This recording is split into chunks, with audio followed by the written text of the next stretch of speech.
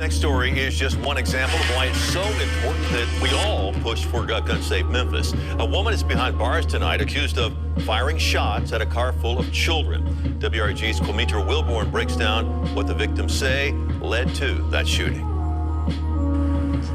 When you get the munchies overnight, the last thing you want to do is dodge bullets. Ollie Horns, who works at this Taco Bell, says that's exactly what his daughter had to do early Wednesday morning while she was also working at the fast food restaurant. It was someone shooting at another car, something like that. Memphis police say Shantae Daniels is responsible for shooting at a car full of children in the parking lot of the restaurant on Poplar Avenue near East Memphis. Memphis police were able to make the arrest so quickly because they were sitting right across the street when it happened. Man, yeah, it's getting out of hand. Reports say officers nearby heard a gunshot and then saw Daniels' red Chevy Impala tear out of the parking lot. Several adults told police she shot at them after an argument after she allegedly almost hit the victim's vehicle. That wasn't nothing to shoot at nobody about. Court documents say officers pulled Daniels over and brought her back to the Taco Bell, where the victims identified her as the shooter. Police say they found a gun and a spent shell casing in her car. Records say 8 people were put in harm's way, including 4 children ranging from 1 to 8 years old. No one was injured. In like Western days, you know, everybody got guns and they just draw them on any incident. Daniels reportedly denies the claims, but is still charged with 8 counts of aggravated assault.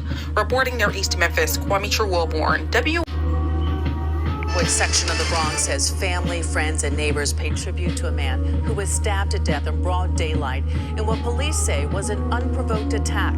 Eyewitness News reporter Sonia Rincon has the story. It's just like, it's annoying, it's frustrating, and angry. Like, I don't even know. Nathaniel Rivers' stepdaughter, Aisha, is struggling to make any sense of his murder. It's rough. It just more so feels like a piece that's missing. And it's only been a day. It'll be 24 hours and a few hours, and still it doesn't feel real. Rivers was sitting in his car with his wife yesterday afternoon when an emotionally disturbed man approached them. Police say the man attacked Rivers for no reason. His family says Rivers got out of the car to try to get help. There was a struggle, and he was stabbed in the chest. His wife tried to help, but she was not able to save her husband's life. He got taken away from his family. He left his girls, he left his son, he left his little brother. He was literally ripped from us. Today, here in a Norwood community that knew Rivers and his family well, people came to pay respects. Everybody in the neighborhood loved this man. He's known everywhere. He's known everywhere. You're gonna see a lot of people come to share love and support. That's why it kind of hits hard for everybody. It kind of just feels like he knows everybody that lives in all the buildings on this block, all the houses on this block. All the kids love him. Now a family will have to carry on without a man they describe as their rock. He loved my mom. He loved all of us. He loved my niece. He loved her so much. And I just feel like his family got taken away from him. He got taken away from his family. Police arrested 19-year-old Franklin Mesa not too far from where Nathaniel Rivers took his last breath. He's now facing several charges, including murder and criminal possession of a weapon.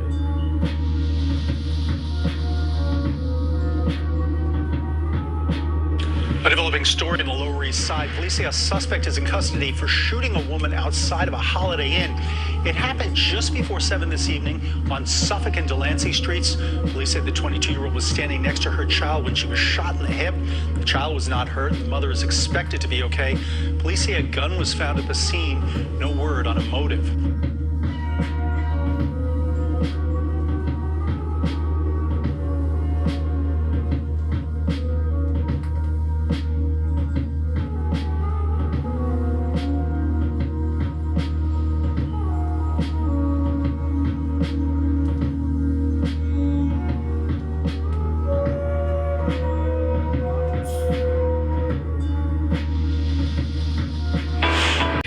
incident in the Bronx. A man is struck by a vehicle and then robbed while he's lying, severely injured in the street. Happened yesterday at around 6:30 a.m. in Cortona Park East. The 39-year-old man was walking on the sidewalk along East 169th Street when he was hit by a black four-door sedan. Two men then got out of the car, not to help, but to take the victim's possessions before fleeing. The victim suffered body trauma and was taken to Lincoln Hospital in critical condition. Police are looking for help identifying the three people involved. Breaking overnight now, a 19-year-old man is shot to death in Kensington. Police say that victim was shot in the head along Clearfield Street around midnight.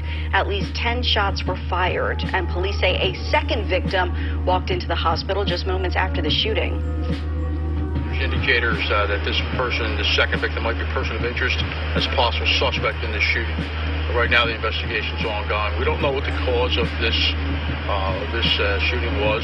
We don't know whether it's retaliation, drug-related or what. So homicide's going to be conducting their investigation. Investigators also recovered a gun. They say it was tossed under a nearby car.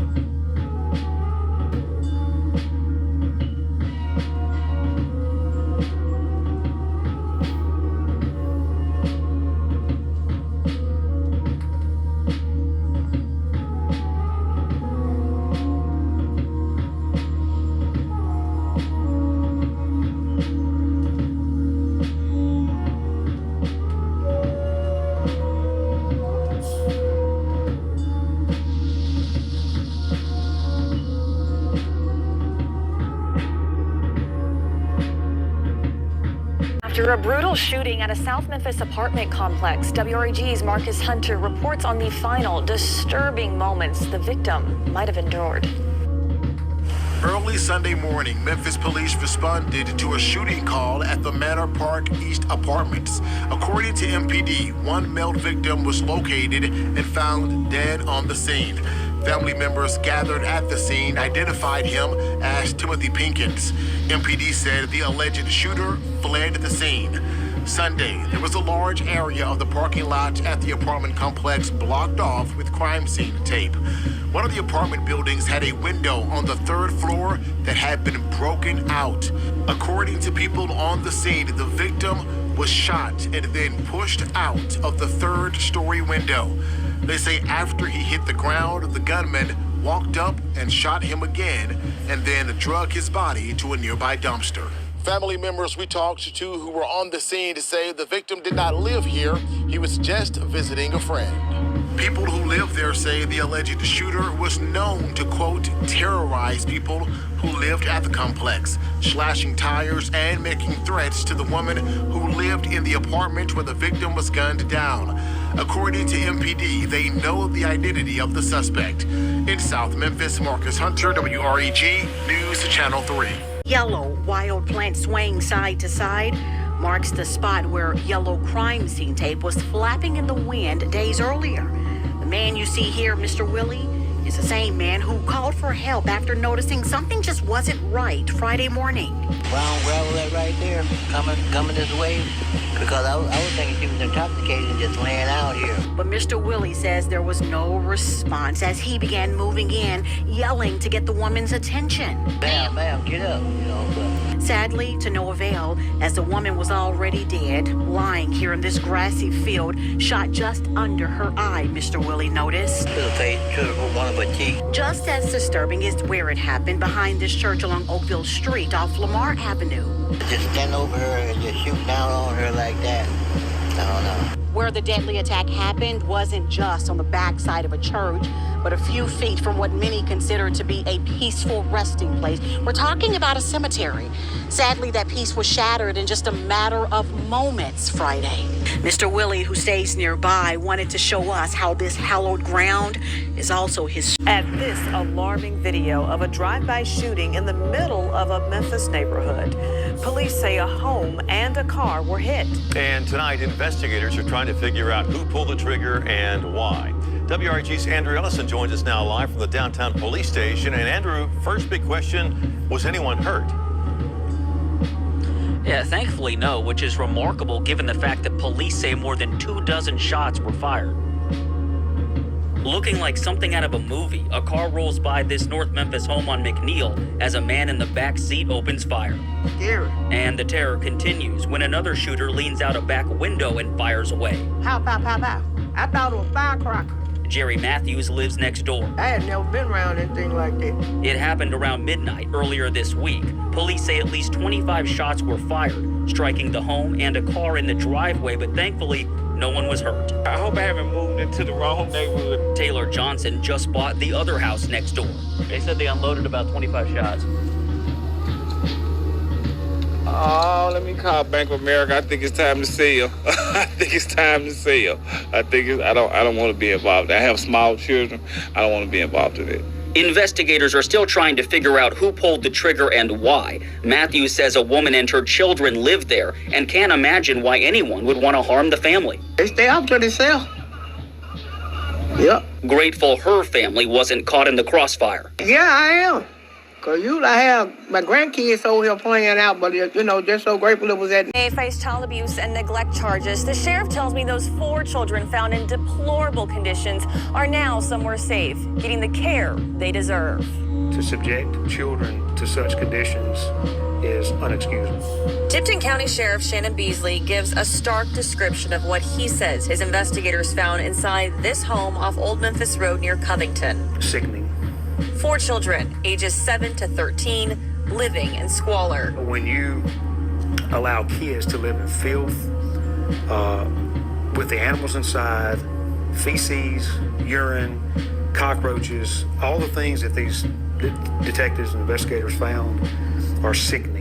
Detectives finding the children's beds covered in dog feces, their bathroom didn't work, and cockroaches in the refrigerator. They initially showed up to the home earlier this month when executing a narcotic search warrant at the time, finding more than 2 pounds of marijuana and pills. More than $30,000 in cash also seized.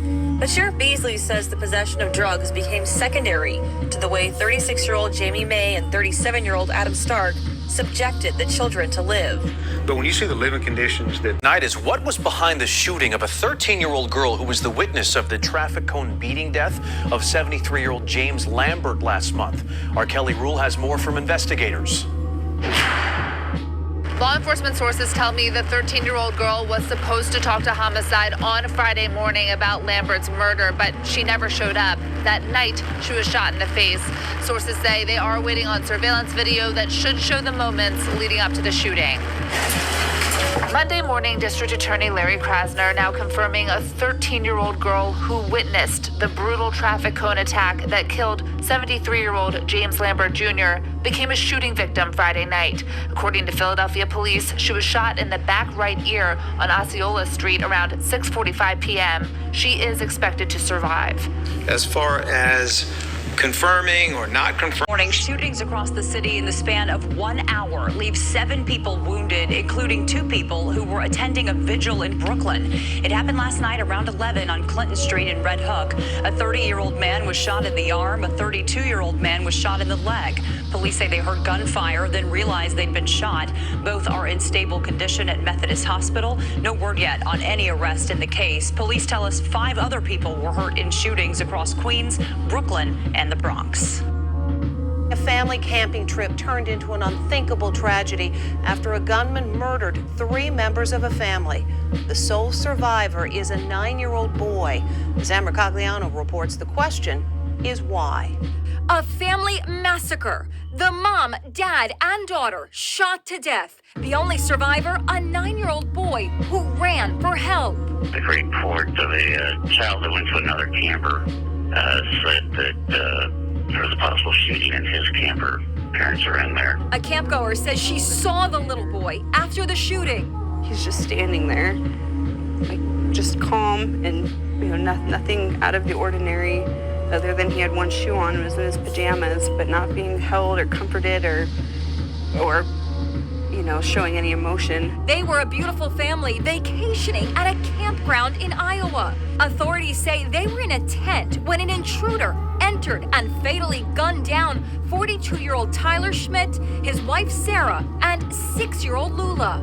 Stranger wearing all black got in the tent, had some sort of a small gun, and he took off running. Reports of the shooting prompted authorities to quickly shut down the camp. When they did a roll call, they say they quickly discovered someone missing. It was the suspect. The body of 23-year-old Anthony Orlando Sherwin was discovered with a self-inflicted gunshot wound. A random act of violence. There was no correlation or no relationship between Anthony Sherwin and the Schmidt family that we've come across. The Slane family is from Cedar Rapids, Iowa. Mom worked at the local library. Inside Edition spoke to the mom's brother. 16-year-old boy among the latest victims of gun violence in the city, and tonight police are still searching for the shooter, who they believe mistook the two kids for rival gang members. CBS 2's Christina Fan is live in the Longwood section of the Bronx with more on this. Christina. Well, Maurice and Christine, the two kids were standing near the basketball court last night when someone pulled up in a car, asked them a question, and then pulled the trigger. Police say the two kids do not have gang ties, but the shooter thought they did. Bloodstains covered the sidewalk of Reverend James A. Polite Avenue, where two young kids sought help after getting shot. Families walking by the grisly aftermath Tuesday felt pain. Children are becoming the all too frequent victims of recent shootings. I think I heard about 2 gunshots. I just hear somebody, help me. Police say a 16-year-old boy and 12-year-old girl were playing on the basketball court by Bronx Regional High School around 11:30 Monday night. When a car drove by, a man inside yelled at them, then fired a weapon several times.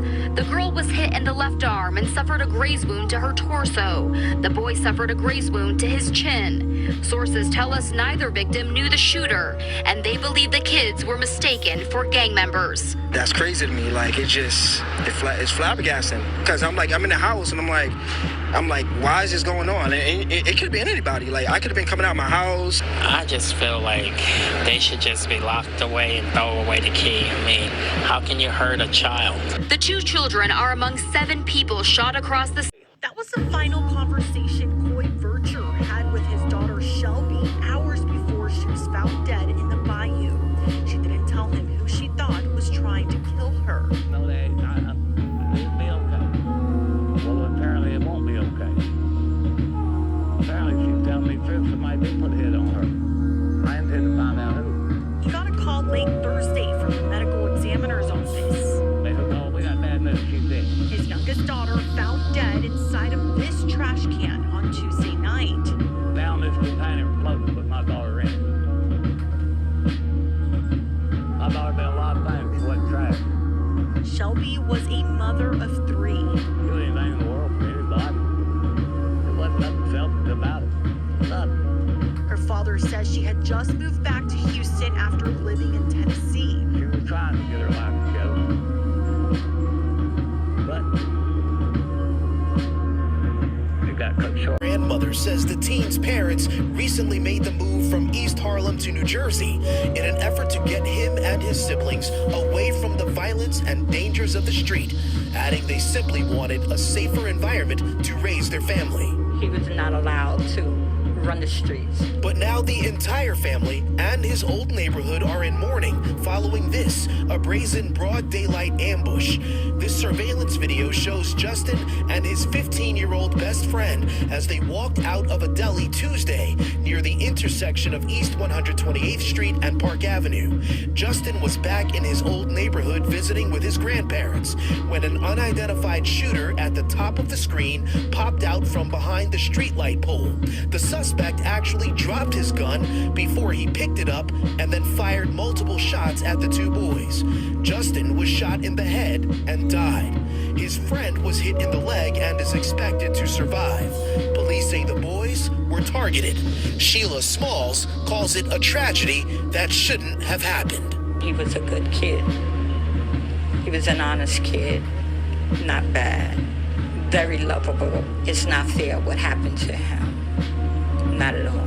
Meanwhile, New York City Mayor Eric Adams, joined by several of his counterparts, for two gunmen who shot and killed a beloved Walmart, a Food Mart clerk during a robbery last night. Officers say the same men robbed a Dollar General on Roosevelt Highway only hours earlier. Fox 5's Angelique Proctor is live at the Welcome All Road Food Mart with more details. Angelique. Well, this is one of those crimes that just leaves you shaking your head, wondering why. That's because the clerk in this case, Tony Zinnaby, did everything that the robbers asked him to. But in the end, witnesses say they were ruthless and shot him anyway. I mean, Tony didn't deserve to leave here the way he did. Tony was my brother. Tony was the pillar of the community. Tony loved people, and the people loved Tony. So many customers are in disbelief that beloved Quick Pick clerk Tony Zinnaby was shot and killed during a robbery Tuesday evening on Welcome All Road. South Fulton police say these two men are the suspects. One wore a yellow hoodie, the other a black ski mask. Zinnaby's sister was in the store just before 8 o'clock during the robbery and says her brother complied with everything the robbers asked for. I mean, like, to give you everything and you still kill him? I mean, that wasn't right. South Fulton police say the two men robbed the Dollar General on Roosevelt Highway earlier Tuesday evening. That's where this clerk, who didn't want to show his face, said he encountered the gunman and immediately became suspicious. I looked to the left, I seen they had on ski mask, and they're the only ones in the store had on ski mask, and it's hot outside, so I knew everything looked kind of strange and weird to me. Jamie says instead of cash, the suspects pulled out a weapon at his register. When it's time to pay, that's when he come up on his shirt with a gun and saying, hurry up, open it up, threaten me and my store manager. I just felt like this man was gonna shoot me. Even after we gave him the money, I just felt like he was gonna shoot me. And sir, on the increase around the country, and this is one of the wildest yet. This pair is being called a real-life Bonnie and Clyde after she pulled out a gun and shot at a car with a 2-year-old boy in the back seat. Jim Murray with more on the scary confrontation that was caught on tape. A woman opens fire on a car, and there's a 2-year-old child in the back seat. Seconds later, she fires again. The duo in this shocking road rage incident is being dubbed Bonnie and Clyde.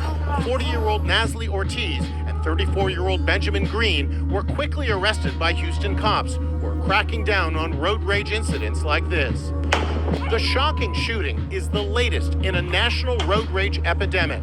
2021 was the worst year on record, with 500 people killed or wounded. We've got units en route to a gunshot wound on Highway 18. In Portland, Oregon, police say a rage-filled gunman in this black BMW shot dead 45-year-old father of 3, Dennis Anderson. I spoke to his partner, who was in the passenger seat. She asked not to be identified. They pulled up parallel to us and just started shooting with 2 hands. They had the gun in 2 hands, and it was a lot of bullets. I was still in my seatbelt in the passenger side, and I couldn't get out, and I was trying to call 911, and I kept dialing 119. And you won't believe what is said to have triggered this tragic road rage murder. The victim was using his windshield washer, and as is often the case, some of the spray apparently flew off and hit the car behind him. Police say that trivial incident was enough to get the driver so mad, he was ready to kill. What do you want to say to the crime spares no one, not even a police officer is safe. Take a look at this surveillance video. It shows a gunman approaching a 23-year-old rookie cop. The officer is backing up, but the gunman continues to move in. Being held at gunpoint, the officer's service weapon, wallet with cash, his keys and badge are all stolen. It was just after midnight Tuesday when the officer parked his car here near Garrison Avenue and Barretto Street in Hunts Point. People who live and work in the area can't believe an officer turned victim. Oh, wow. That's crazy. I don't think we're safe anymore.